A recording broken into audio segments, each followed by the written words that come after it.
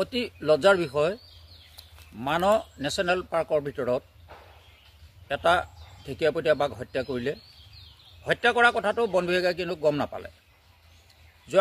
যোৱাকালি বাতৰি কাকতত পঢ়িব পালোঁ যে এখন হোটেলৰ ভিতৰৰ পৰা ঢেকীয়াপতীয়া বাঘৰ বন বিভাগে 4টাকে দাঁত জব্দ কৰিছে আৰু জব্দ কৰি বাহ লৈছে।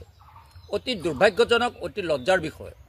কোটি কোটি টকা খৰচ কৰাৰ পিছত, দা দৰমহা প্ৰতিমাহে দি থকাৰ পিছত এখন ৰাষ্ট্ৰীয় উদ্যানৰ ভিতৰত এটা দুষ্প্ৰাপ্য ঢেকীয়াপতীয়া বাঘ হত্যা কৰাৰ খবৰটো নেপালে, কিন্তু তেওঁলোকে বাহিৰত আহি পেলাই এখন হোটেলত 4টাকে দাঁত উদ্ধাৰ কৰাৰ পিছত তেওঁলোকে বাহ লৈছে। অতি লজ্জাৰ বিষয়, যে বন বিভাগৰ কাৰণে অতি লজ্জাৰ বিষয় আৰু অসমৰ কাৰণে অতি দুখৰ বিষয়। এইকাৰণেই কৈছোঁ যে আচলতে চোৰাং চিকাৰীয়ে ৰাষ্ট্ৰীয় উদ্যানত প্ৰৱেশ কৰোঁতেই তেওঁলোকক গ্ৰেপ্তাৰ বা তেওঁলোকক ধৰিব লাগিছিল। যিটো সময়ত চোৰাং চিকাৰীয়ে গড় বা হাতী বা বাঘ হত্যা কৰাৰ পিছত খবৰ নাপায়, যেনেকৈ মানস ৰাষ্ট্ৰীয় উদ্যানৰ ভিতৰত এটা ঢেকীয়াপতীয়া বাঘ হত্যা কৰাৰ খবৰটো নাপালে, কিন্তু তেওঁলোকে বাহিৰত আহি পেলাই দাঁতকেইটা উদ্ধাৰ কৰিলে।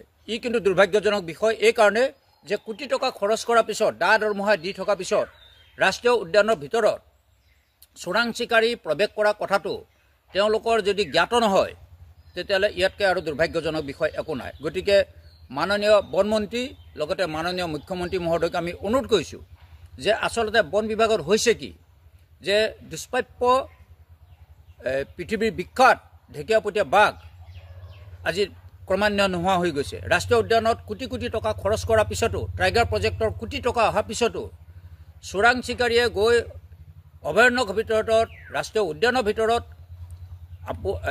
বাঘ হত্যা কৰা খবৰটো গম নাপালে। এইটো কিন্তু বৰ দুৰ্ভাগ্যজনক আৰু লজ্জাৰ বিষয়।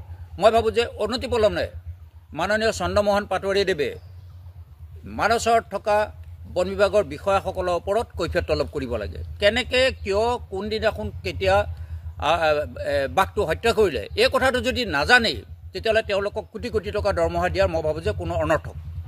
তেওঁলোকক লাখ লাখ টকা দৰমহা দি তেওঁলোকক পুহি থকা কথাটো অনৰ্থক, এইকাৰণে যে তেওঁলোকে বাহিৰত আহি পেলাই যদি হত্যা কৰা বাঘটোৰ দাঁতকেইটা উদ্ধাৰ কৰি বাহ ল'ব পাৰে, চোৰাং চিকাৰী ভিতৰত সোমাওঁতে তেওঁলোকে খবৰ নাপালে শুই আছিল কিয়? এই ঘটনাটোক লৈ পেলাই মই মাননীয় মুখ্যমন্ত্ৰী মহোদয়ক অনতিপলমে এই বিষয়টোক তদন্ত কৰি ব্যৱস্থা গ্ৰহণ কৰিবলৈ মই অনুৰোধ জনাইছোঁ।